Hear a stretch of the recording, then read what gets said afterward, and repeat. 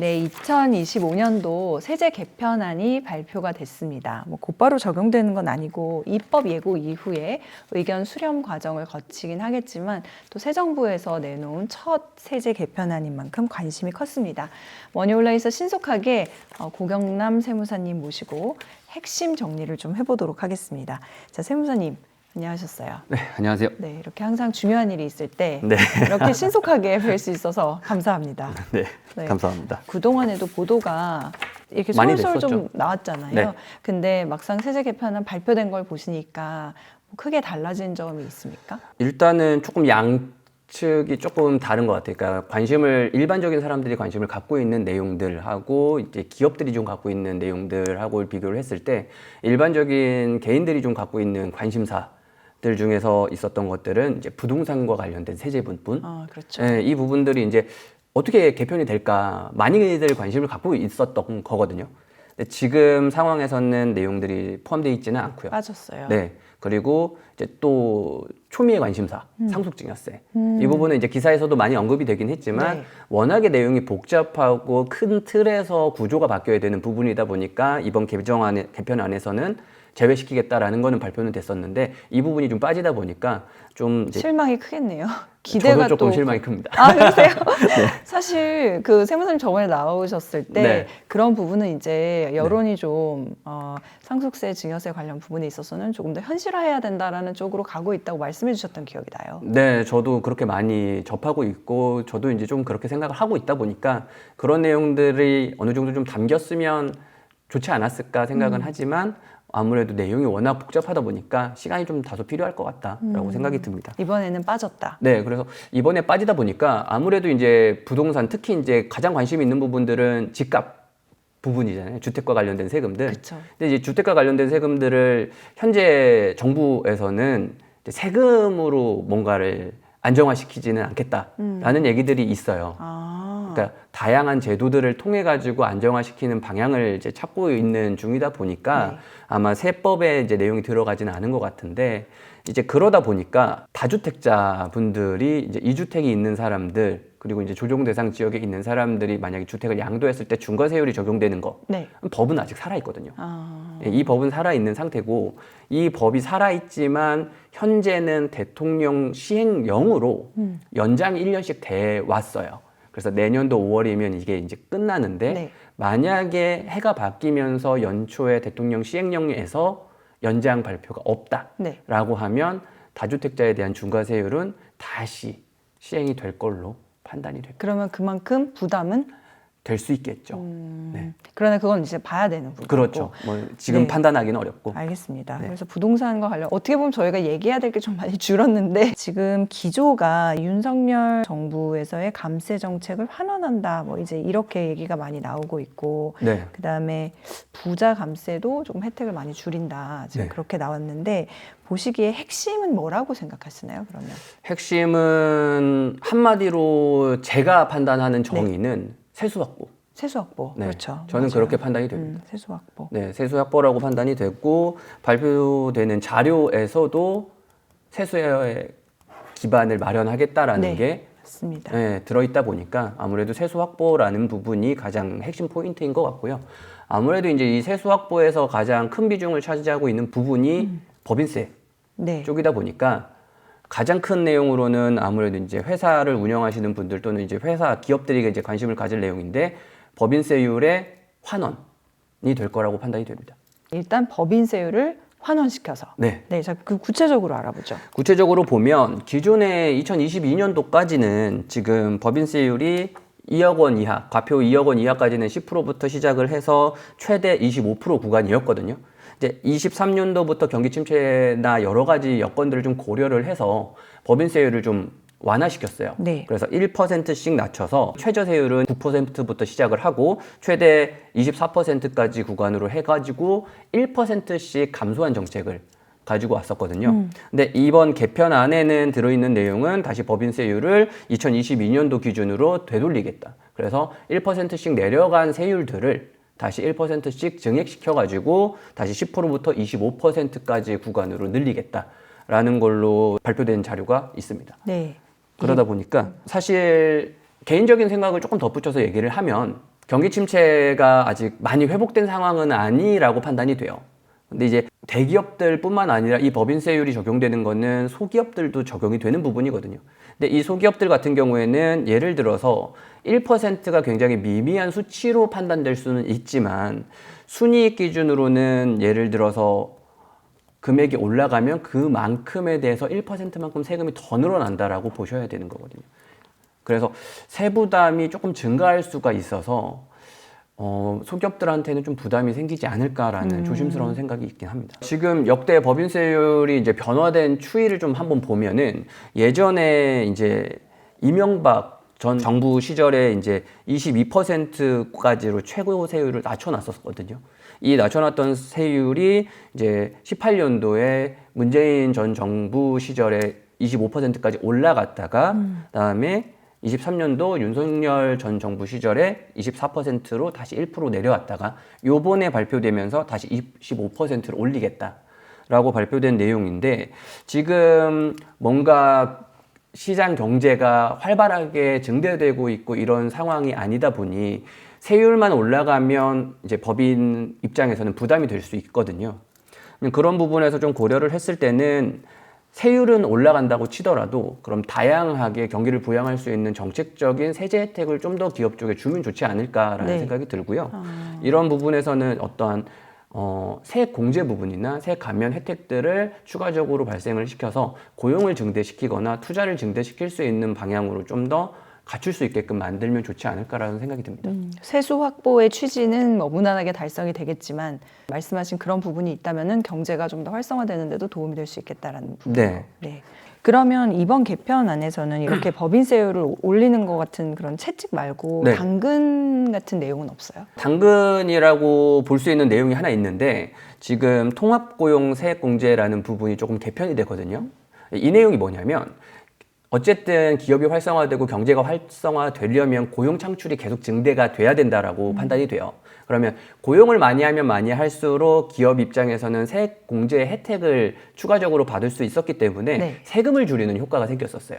근데 이거에 대한 단점이 뭐냐면 사후 관리 기간 동안에 고용을 유지를 해야 되는 부분이 그렇죠. 있었어요. 네. 그래서 공제를 미리 받고 그 고용이 창출된 인력들이 만약에 회사를 떠나게 되면 세금을 공제받았던 부분을 다시 토해내야 되는 상황이다 보니까 공제를 받고 다시 토해내는 것까지에 대한 과정이 굉장히 복잡했습니다. 근데 이번에 이제 개정을 하는 거 부분에서는 이거를 다시 많이 받고 토해내는 대신에 고용을 유지를 하면 점진적으로 금액을 증대시키겠다라는 걸로 구조 개편을 하겠다라고 발표가 됐거든요. 개인적인 의견으로는 이 부분은 상당히 필요했다라고 생각을 하고요. 개정이 완벽하게 이제 국회 본회의를 통과가 돼가지고 정착이 된다면 실질적으로 굉장히 기업 입장에서는 도움이 되는 정책일 거라고 판단이 됩니다. 네. 당근적인 부분에 대해서도 말씀을 해주셨습니다. 합리적이라고 생각합니다. 아, 네, 알겠습니다. 그리고 또 가장 관심을 많이 모았던 것 중에 하나가 이제 뭐 저희 머니홀라에서도 그동안에 네. 연불리의 비밀노트에서도 많이 얘기가 됐었지만 네. 대주주 기준 완화 이 부분이거든요. 네.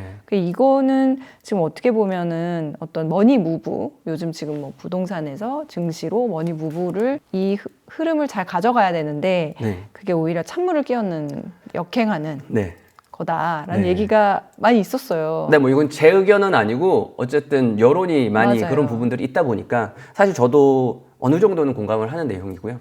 증시가 활성화되는 데 있어가지고는 세금도 무시 못하는 영향을 주고 있다라고 생각을 하거든요. 근데 이제 지금 대주주에 대한 기준이 원래 기존에 이제 올라갔다 내려갔다는 반복은 했지만 10억 원 이상, 그러니까 한 종목을 가지고 직전 연도 말 기준의 시가총액을 따졌을 때 내가 10억 원 이상을 갖고 있으면 이 기업의 대주주다라고 네. 판단이 됐고요. 이 대주주가 증시에 영향을 줄 수 있다 보니 매각을 하면 세금을 이제 부담을 시키는 그런 제도였어요. 근데 이제 증시를 활성화시키기 위한 부분이었을 수도 있고 또는 일각에서는 어떤 좀 부자 감세의 효과가 있다. 라는 의견도 있었지만 어쨌든 대주주의 기준이 2024년도부터는 10억 원이 아니라 50억 원으로 대폭 올라갔죠. 네. 그러면 대주주에 해당하는 사람들이 많이 축소가 됐다라고 네. 판단을 할 수 있거든요. 근데 이 축소가 된 상황인데 지금 이 주식시장으로 많이 몰리고 있는 상황에서 대주주의 기준이 다시 10억 원으로 많이 낮춰지면. 내려간다는 거죠. 그러면 대주주에 해당이 되는 사람들의 범위는 갑자기 커질 거고요. 그렇죠. 이 커지는 사람들이 주식을 매각하는 경우에는 국내 증시에서도 이제 양도소득세라는 세금을 납부를 해야 되다 보니까 세수 확보 측면에서는 긍정적인 효과를 가져갈 수는 있다. 다만 이제 주식에 많이 투자를 하고 있는 분들 입장에서는 내지 않고 있었던 세금이 갑자기 세금 납부 대상으로 바뀌게 되니 조금 볼멘 소리들이 나오지 않을까 생각을 합니다. 50억과 10억은 차이가 금액 차이가 너무 크죠. 크지 않나요? 네. 그렇죠. 민주당의 어떤 의원분께서는 네. 서울 아파트 평균값보다도 낮은데 10억 원이면은 그거를 대주주라고 할 수가 있냐. 그리고 가장 우려되는 부분은 이제 결국 연말에 양도소득세를 피하기 위해서 네. 막 팔았다 사고 뭐 그런 거 있잖아요. 네. 거래일 뭐 -2 이렇게 맞아요. 해가지고 그래서 그게 또 재현될 가능성이 지금 정확하게 이제 말씀을 해주셨는데 대주주를 판단하는 기준이 지분 비율의 구조와 시가총액의 기준 두 가지로 판단을 하거든요.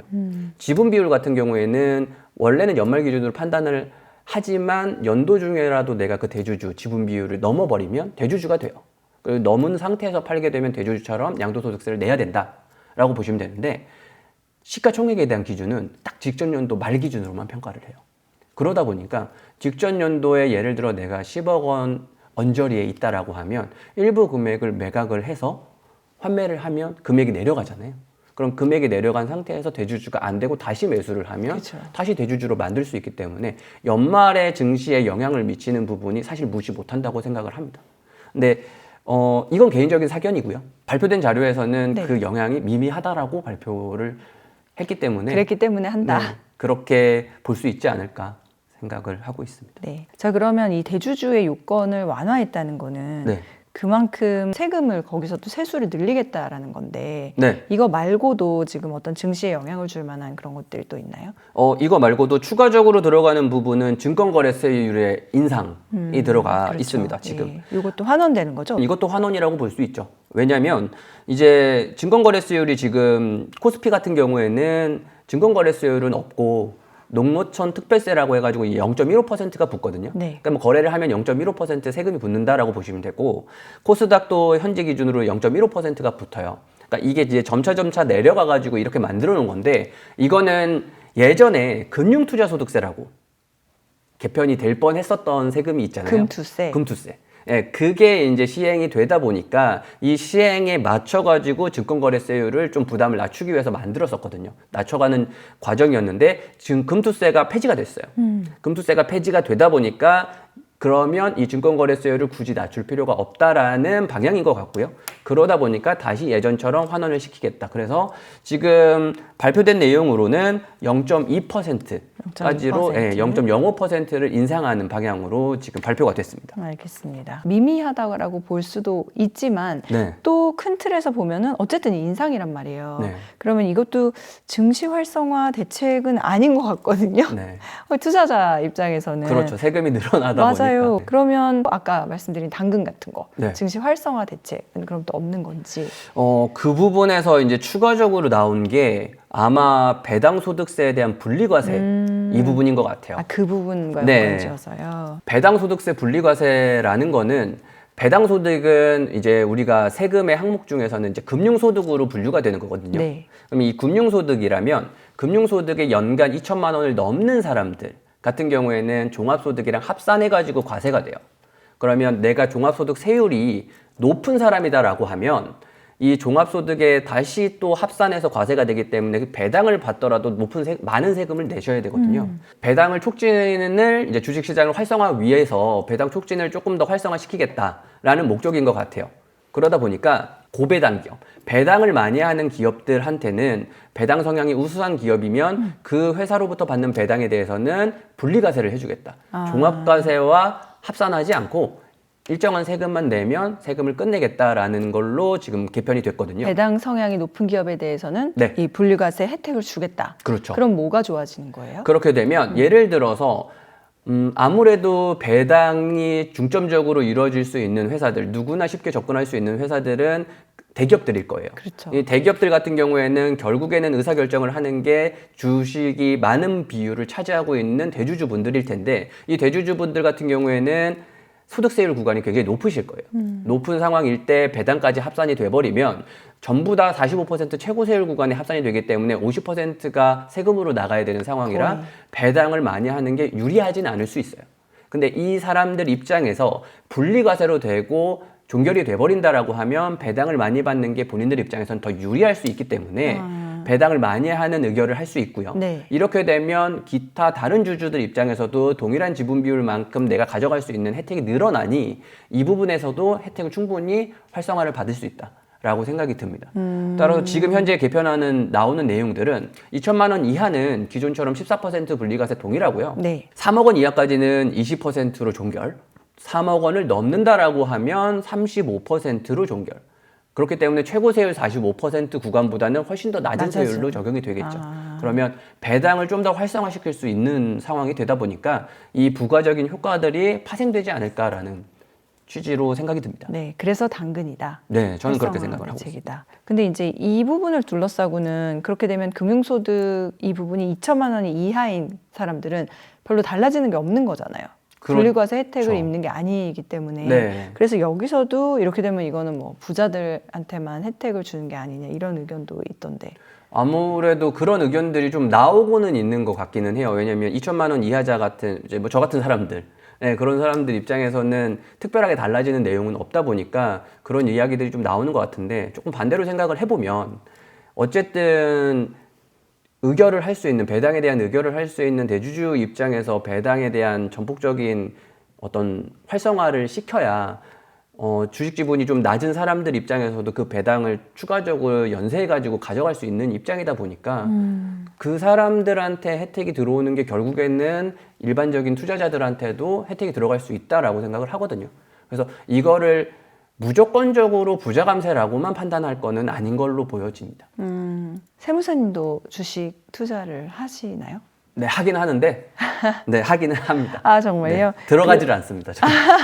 아, 하긴 하는데 네. 약간 개점 휴업 상태로 네. 느껴지는. 근데 어쨌든 투자자의 입장에서 보면은 이번 세제 개편안은 네. 좀 실망스럽다 이런 의견이 있을 수 있지 않을까요? 그럴 수 있을 것 같아요. 그리고 그게 이제 기존에 뭐 코스피 5천 간다 이렇게 해서 증시 부양에 대한 기대가 높았던 터라 네. 더 그렇게 느껴질 수 있는 부분도 아무래도 이제 저 같은 정말 미미한 개미 투자자들 입장에서는 증권거래세율 정도만 영향을 미칠 것 같기는 하지만 조금 더 규모를 크게 하는 투자자들 입장에서는 대주주에 될 가능성이 이제 높아져 버렸기 때문에 10억 원으로 기준이 내려간다 하면 그러면 세금에 대한 부담도 이제 같이 고민을 하면서 투자를 해야 되니 이제 뭔가 좀 더 어떤 공격적인 투자 아니 또는 이제 증시 활성화에 대한 효과가 사실은 조금 내려가지 않을까 기존보다는 이걸로 인해서 네, 개인적인 생각은 그렇습니다. 네, 하여튼 이게 뭐 곧바로 적용되는 건 아니고 네. 일단 그 이후에 또 과정들이 있죠.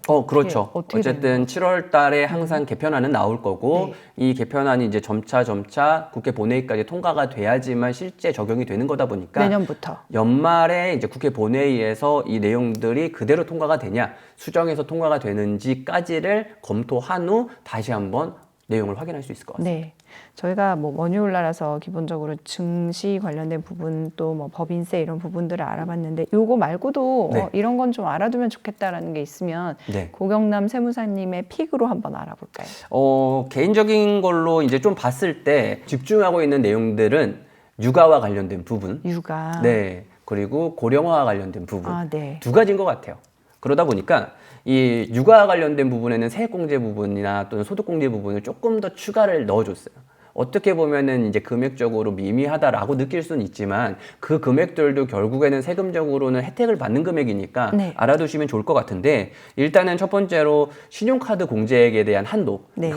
근로소득자분들한테는 굉장히 필수적인 공제 항목이거든요. 네. 네, 이 신용카드 공제액에 대한 한도가 이 기존에는 없었는데 자녀 수에 따라 가지고 또 추가적인 공제 혜택을 주겠다라고 발표가 됐어요. 그래서 지금 기준은 이제 뭐 자녀 수 한 명 기준으로는 50만 원까지, 2명까지는 100만 원까지로 해가지고 추가 공제 금액을 더 넣어주겠다라는 부분이 있으니까 이 금액을 좀 더 활용을 하신다라고 하면 이제 세금적으로는 절세할 수 있는 부분이 될 수 있다라고 보시면 되고요. 근데 이게 원래 우리가 현금이랑 신용카드랑 이렇게 다 합산해가지고 한도가 있었는데 그럼 네. 그 한도도 바뀌는 같이 늘어나는 거죠. 아, 그 한도도 제가 그냥 말 늘어나는 표현을 그냥 신용카드 공제라고 했지만 실질적으로는 신용카드 등 공제액에 대한 뭐 맞아요. 소득공제 한도기 때문에 거기에는 현금 영수증이나 여러 가지들이 다 합쳐진 포함돼. 통합한도라고 보시면 돼요. 알겠습니다. 네. 그래서 연말정산에서 더 많이 돌려받을 수 있는 길이 열린 거네요. 그렇죠. 자녀의 수에 따라 네. 비례해서. 비례해서. 네. 그리고 두 번째는 이제 근로자분들 같은 경우에는 이제 급여를 받는 항목들 중에서는 뭐 식대 얼마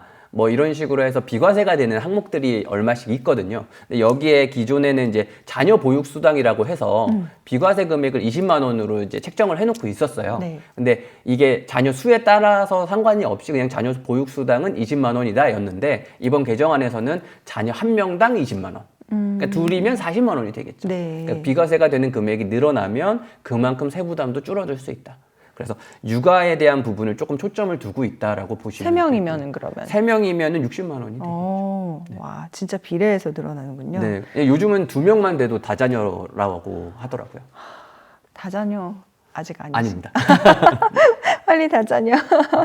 네. 네. 그리고 그리고 여기에 이제 추가적으로 들어가는 것 중에 하나는 기존에는 자녀들의 이제 그 미취학 아동들에 대해서 학원비, 예체능 학원비 같은 경우에는 교육비 공제 대상에 항목이 들어가지는 않았었어요. 네, 근데 아무래도 사회적인 여러 여론들이나 면접 기조가 다 이제 필수적으로 하고 있는 추세다 보니까 만 9세 미만 이제 아동 같은 경우에는 예체능 학원비도 이제 교육비 항목으로 포함을 시키겠다.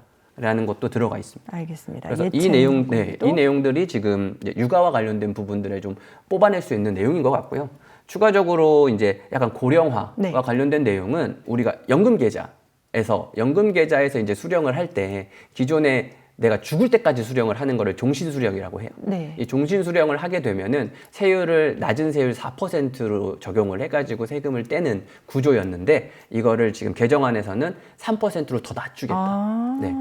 그러니까 세금 부담을 더 줄여주겠다. 그럼 그만큼 고령층의 경우에는 연금을 받을 때 네. 받는 액수가 뭐 소액이라도 조금이라도 늘어날 수 있겠죠. 이거는 어떤 배려였을까요? 아무래도 이제 고령화되고 있고, 네. 그리고 고령화가 되면 될수록 이제 생활할 수 있는 필요한 소득이 연금으로 좀 마련이 되면 좋겠다. 그래서 연금 시장을 좀 더 활성화시키고 이제 노후에 대한 자금 대비를 미리 할 수 있게끔 마련해 주기 위한 취지가 아닐까라고 생각합니다. 종신으로 할 때만이에요. 종신으로 수령할 때만 이 혜택을 주나요? 아니요. 종신으로 수령을 할 때는 4%의 혜택, 원래 4%의 세율을 적용을 했었고 이거를 3%로 낮춰주겠다는 맞아요. 거고요. 네. 종신으로 수령을 하지 않는 경우에는 나이에 따라 가지고 5%부터 4%, 3%로 내려간다라고 보시면 돼요. 왜냐면 많은 분들이 연금 수령 특히 뭐 네. 사적연금, 개인연금 같은 네. 경우에는 종신으로 할지 뭐 정해놓고 받을지 그렇죠. 그걸 고민을 많이 하시더라고요. 네, 그래서 나이에 따라서 바뀌는데 이게 나이가 이제 55살부터 기준으로 가는데 연금을 수령하는 그러면 55살부터 만약에 이제 종신으로 받지 않는다라고 하면 5%, 그 다음에 70세 이후부터 4%, 그 다음에 80세 이후부터 3%로 내려가는데 종신으로 수령할 때는 그냥 시작부터 4% 낮은 중간 단계의 세율을 적용을 했거든요. 근데 이번에 개정이 되는 건 최저 세율 80세 이후부터 적용될 수 있는 3% 세율로 종신으로 수령하면은 적용을 시키겠다라는 걸로 보시면 될 것 같아요. 그러면 내가 종신으로 수령하겠다라는 걸로 결정을 하면은 세율은 3%로 그냥 적용이 처음부터 되겠죠. 세금이 어쨌든 퍼센트가 내려간다라는 거는 누구에게나 좋은 거니까 네. 그렇게 보시면 될 것 같고요. 아무래도 이제 그 고령화에 따른 준비되는 방향성에서 봤을 때 또 이제 우리가 퇴직금을 받잖아요. 퇴직금을 이제 사적연금 계좌에 넣어가지고 운영을 하면서 나중에 노후자금으로 활용을 한다라고 하면 노후자금으로 활용하는 이 퇴직연금 계좌 안에서 내가 일정 금액 퇴직연금 범위 안에서만 수령을 하게 되면 퇴직소득세라는 세금을 30%씩 DC를 해줬어요. 그리고 30%씩 DC를 해줬고 10년을 넘게 그대로 수령을 한다라고 하면 40%, 10년 이후부터는 40%만큼씩 DC를 해줬는데 기존에. 예, 기존에 추가적인 한 구간을 한 번 더 만들어가지고 이번에는 20년을 넘었다라고 하면 50%만큼을 깎아주겠다. 그전에는 40%가 네. 최대였는데 이제는 50%까지. 그 구간도 생긴 거죠. 네. 근데 그러면은 20년이 지나야 돼요? 네, 장수하셔야 됩니다. 장수할 의미가 또 생겼네요. 네. 오래오래 아니, 살아야 혜택도 네, 많이 많이 수 받을 있다. 수 있다. 네. 알겠습니다. 뭐 근데 그만큼 자연스럽게 또 수명이 뭐 연장되는 얼마 전에도 보니까 한국인 기대 수명이 거의 80대 뭐 83, 4세 뭐 이렇게 나왔더라고요. 그러니까 전 더 살고 싶은데. 아니 거기에 맞게끔 연다 이렇게 따라서 제도가 변해가는 것 같다라는 또 생각이 들고요. 자, 이렇게 해서 저희가 2025 세제 개편안 발표에 바로 이어서 세무사님을 모시고 알아봤는데요. 그리고 저희가 오늘 당근과 채찍이라는 개념으로 한번 이 증시에 주는 영향을 살펴봤는데 네. 말씀드린 것처럼 지금 너무 증시 부양에 대한 기대가 크고 맞습니다. 국장이 좋아서 네. 지금 분위기가 좋았었거든요. 그런데 그러다 보니까 이 발표된 개편안 때문에 분위기가 좀 바뀌지 않을까라는 우려가 컸던 상황이라서 어떤지도 좀 뭐 여쭤보고 싶어요. 일단은 주식 시장이 활성화가 되고 지금 굉장히 기대감이 큼에도 불구하고 제 주식은 올라가지 않았기 때문에 저는 주식 전문가가 아니고요. 저는 주식 전문가가 아니다 보니까 이제 증시에 미치는 영향을 그렇게 크게 판단을 할 수는 없는데 개인적인 사견으로는 지금 어떠한 세수의 확보에 대한 부분하고 어떤 증시를 활성화시키기 위한 배당 소득과 관련된 부분, 배당에 대한 부분을 같이 들어갔기 때문에 이거를 시행이 되기 전에는 누구나 뭐 안 좋은 영향을 끼친다거나 좋은 영향을 끼친다라고 판단을 하기는 좀 섣부를 것 같고요. 시행이 되고 난 이후부터 나오는 추세를 봐야 이게 긍정적인 영향을 끼쳤는지 부정적인 영향을 끼쳤는지를 판단할 수 있지 않을까 생각을 합니다. 네.